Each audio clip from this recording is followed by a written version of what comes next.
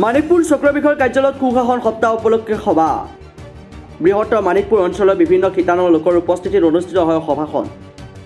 বঙাইগাঁও জিলাৰ মানিকপুৰ ৰাজহ চক্ৰৰ কাৰ্যালয়ৰ উদ্যোগত চক্ৰ বিষয়ৰ কাৰ্যালয়ত অনুষ্ঠিত হয় সুশাসন সপ্তাহ সভা। ভাৰত চৰকাৰ আৰু অসম চৰকাৰৰ উদ্যোগত সমগ্ৰ দেশৰ চৰকাৰী কাৰ্যালয়ত 19 ডিচেম্বৰ তাৰিখৰ পৰা 24 ডিচেম্বৰলৈ অনুষ্ঠিত হ'ব এই সভাখন। আজি মানিকপুৰ ৰাজহ চক্ৰৰ কাৰ্যালয়ত চক্ৰ বিষয়া ৰাজেশ সিনহাৰ পৌৰোহিত্যত অনুষ্ঠিত হোৱা সভাখনত দুৰ্যোগ ব্যৱস্থাপনা মিছন বসুন্ধৰাত 3ৰ ওপৰত বিতং আলোকপাত কৰা হয়। দুৰ্যোগ ব্যৱস্থাপনাৰ অন্তৰ্ভুক্ত ঘটনাসমূহৰ আমাৰ সমাজৰ পৰা নাইকিয়া কৰাৰ বাবে ৰাইজক সজাগ কৰাৰ লগতে ইয়াৰ জৰিয়তে ৰাইজক কেনেদৰে সহায় কৰিব পাৰি তাৰ ওপৰতো আলোচনা কৰা হয়। মিছন বসুন্ধৰা 3ৰ জৰিয়তে চৰকাৰী খাচ মাটিত স্থাপন হোৱা ঘৰবাৰীৰ লগতে চৰকাৰী শিক্ষানুষ্ঠান, ধৰ্মীয় অনুষ্ঠান, প্ৰতিষ্ঠান, সামাজিক অনুষ্ঠান আদিৰ আবেদন কৰা প্ৰক্ৰিয়া বিতংভাৱে আলোচনা কৰা হয়। আজিৰ সুশাসন সপ্তাহ সভাত চক্ৰ বিষয়াৰ কাৰ্যালয়ৰ কেইবাজনো LRA, LRS, দুৰ্যোগ ব্যৱস্থাপনাৰ ক্ষেত্ৰ বিষয়া, মানিকপুৰ অঞ্চলৰ চৰকাৰী বিদ্যালয়ৰ শিক্ষক শিক্ষয়িত্ৰী, সামাজিক ক্ষেত্ৰত জড়িত লোক আৰু শতাধিক ৰাইজ উপস্থিত থাকিল। ইয়াতে আমি দেখিব পাৰিছে আপোনালোকে পিছফালে আমি বেনাৰটো লগাই থৈছোঁ। ইয়াতে যিটো আমাৰ গুড গভৰ্নেন্স উইক ভাৰত চৰকাৰ তথা অসম চৰকাৰৰ অধীনত আমি 19 তাৰিখৰ পৰা 24 তাৰিখলৈ ডিচেম্বৰ মাহৰ 2024 চনৰ সুশাসন সপ্তাহ আমি পালন কৰিছোঁ। তাৰে ভিতৰত আজিৰ দিনটো আমি কাৰ্যসূচী হিচাপে লৈছোঁ, য'ত আমি কিছুমান বিষয় বিতংভাৱে আলোচনা কৰিছোঁ। খুবেই ভাল লাগিছে। আমি যি হিচাপে মানুহবোৰক আমন্ত্ৰণ কৰিছিলোঁ তেওঁলোকে সেই হিচাপতে আহিছে। তেওঁলোকৰ যিবোৰ অভিযোগ, অজুহাত, যিবোৰ মানে ইছ্যুজ, কোৱাৰিজবোৰ আছিলে গোটেইখিনি তেওঁলোকে আমাৰ ওচৰত উপস্থাপন কৰিছে।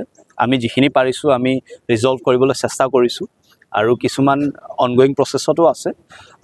এইখিনিতে আমাৰ ক'বলগীয়া কথা এইখিনিয়ে, খুব বিশেষ তেনেকুৱা নাই। আমি সুশাসন সপ্তাহ হিচাপে মই জনসাধাৰণক অনুৰোধ কৰিছিলোঁ যে সুশাসন কৰিবলৈ হ'লে অকল চৰকাৰৰ ফালৰ পৰা বা কাৰ্যালয়ৰ ফালৰ পৰা বিষয়ববীয়াসকলে যে কামবোৰ কৰি থাকিব তেনেকুৱা নহয়। জনসাধাৰণৰ সহযোগ নোহোৱাকৈ কোনো ধৰণৰ কামেই মানে ভালকৈ এক্সিকিউট নহয় বা হ'ব নোৱাৰে।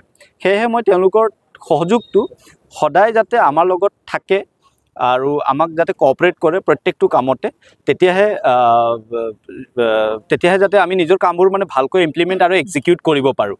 চ' সেইখিনি অনুৰোধ কৰিলোঁ আৰু তেওঁলোকেও মানে তেওঁলোকেও কৈছে যে আমি যিমানখিনি পাৰোঁ চৰকাৰী বিষয়ববীয়াসকলৰ লগত সহযোগ কৰিম। তাৰ মাজতে আমি মিছন বসুন্ধৰা 3 যিহেতু চলি আছে, তেখেতসকলক আৰু অকণমান অৱগত কৰালোঁ যে কি সেৱা চৰকাৰৰ ফালৰ পৰা প্ৰদান কৰা হৈ আছে, কি সেৱা তেওঁলোকে এপ্লাই কৰিব পাৰে। চ' গোটেইখিনি সেৱাৰ বিষয়ে আমি বিতংভাৱে আলোচনা কৰিলোঁ। যিসকল মানুহৰ কিছুমান ইছ্যু আছিলে বা কোৱাৰি আছিলে যে কেনেকুৱা হ'লে কি হ'ব, খাচ মাটিত হ'লে কি হ'ব, স্কুল অনুষ্ঠান প্ৰতিষ্ঠানৰ পৰা মানুহবোৰো আহিছে। তেখেতসকলেও যিখিনি তেওঁলোকৰ মাজত মানে ডাউট আছিলে সেইখিনি আজি ক্লেৰিফাই হৈ গৈছে, মানে ধুনীয়াকৈ আমি নিয়াৰিকৈ বুজাব পাৰিছোঁ। সেয়ে আমাক ভাল লাগিছে আৰু আমি আগন্তুক সময়ত যাতে এনেকুৱা ধৰণৰ কাৰ্যসূচী আৰু হাতত লয়, বিশেষকৈ গাঁও পঞ্চায়ত লেভেলত বা গাঁৱে ভূঞে গৈ পেলাই যদি আমি কৰিব পাৰোঁ আমি নথৈ আনন্দিত হ'ম। কথাটো কি, আচলতে আমি যিখিনি কাম কৰোঁ পাব্লিক ছেটিছফাই হ'ব লাগে। পাব্লিকৰ যাতে কোনো পলম নোহোৱাকৈ তেওঁলোকৰ কামখিনি যাতে আমি সোনকালে নিষ্পত্তি কৰিব পাৰোঁ, সেইখিনি আমাৰ মনোকামনা আৰু সেইকাৰণে আমি এনেকুৱা ধৰণৰ কাৰ্যসূচীবোৰ ধুনীয়াকৈ চলাই লৈ যাবলৈ চেষ্টা কৰোঁ। সেইখিনিয়ে, খুব বিশেষ নহয়। আপোনালোককো অনুৰোধ কৰিম আমাক যিমানখিনি পাৰে সহযোগ কৰিবলৈ।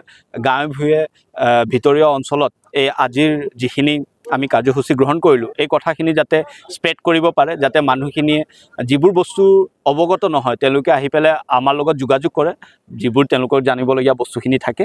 চ' সেইখিনি আমি যিমান সোনকালে ছাৰ্ভিচবোৰ ডেলিভাৰ কৰিব পাৰোঁ আমাক ভাল লাগিব আৰু তেওঁলোকৰো যাতে সোনকালে কামবোৰ নিষ্পত্তি হৈ উঠে। সুশাসন সপ্তাহটো কিমান দিনলৈকে চলিব?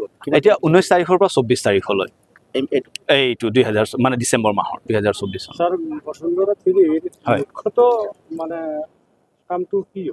বসুন্ধৰা 3ত আপোনাৰ চৰকাৰে টোটেল 8টা ছাৰ্ভিচ নতুনকৈ দি দিছে। লগতে সেই 8টা ছাৰ্ভিচৰ ভিতৰত এটা সেৱা হ'ল মিছন বসুন্ধৰা 2ত যিবোৰ সেৱা মানে ৰৈ আছিলে সেইবোৰ আকৌ পুনৰীক্ষণ কৰা, মানে আমি আকৌ ৰিএছেছ কৰিব পাৰিম। আৰু যিবোৰ কেছ মানে পেণ্ডিং হৈ আছিলে, চ' কিহৰ কাৰণে পেণ্ডিং হৈ আছিলে আমি আকৌ ৰি-এক্সামিন কৰি যদি আমি পাৰোঁ সেইটোক আমি ৰিজল্ভ কৰিম।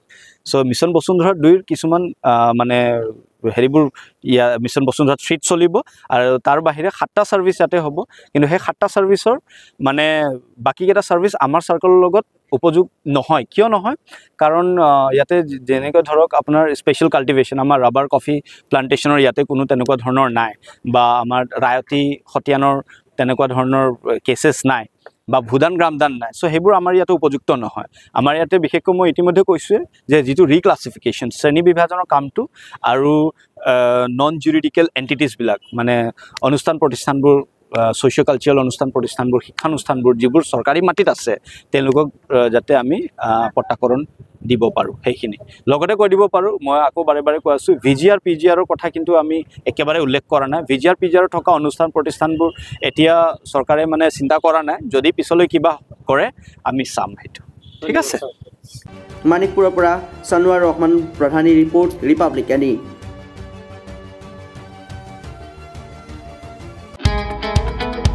মহানগৰীত উৎকৃষ্ট হোটেল দ্য ভিলা আদৰ্শপুৰ বাৰ্লিন নম্বৰ 1 কাহিলীপাৰা সৰ্বশিক্ষা অভিযানৰ কাৰ্যালয়ৰ কাষতে হোটেল দ্য ভিলাত আছে উৎকৃষ্ট মানৰ সা-সুবিধা